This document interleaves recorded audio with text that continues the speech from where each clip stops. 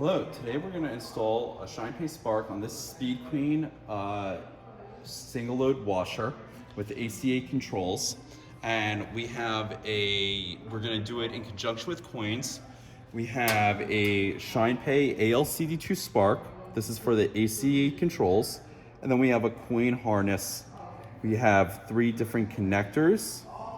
We have power, and then we have the coin input, and then we have the computer output.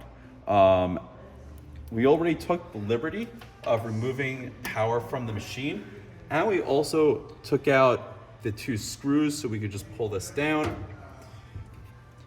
We also took the liberty of just opening the service compartment door. You might have a lock here that you have to open, and which may require a key.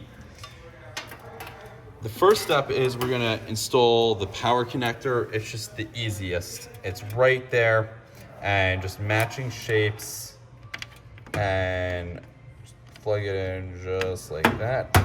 Then we're just gonna take the harness and reach it through.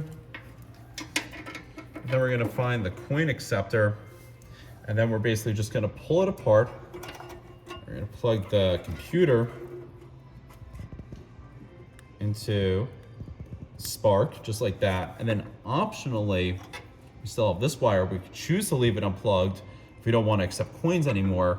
Or if we want to accept coins in conjunction with ShinePay, we're just going to plug it in like that. Then we're going to grab our Spark, which we have right here. Take the other end of the connector. Slip this on in. Like that, drop it down. Now we're just gonna button everything up the way it was. Put our screws back, secure the service door, and we are good to go, and this ShinePay install is complete.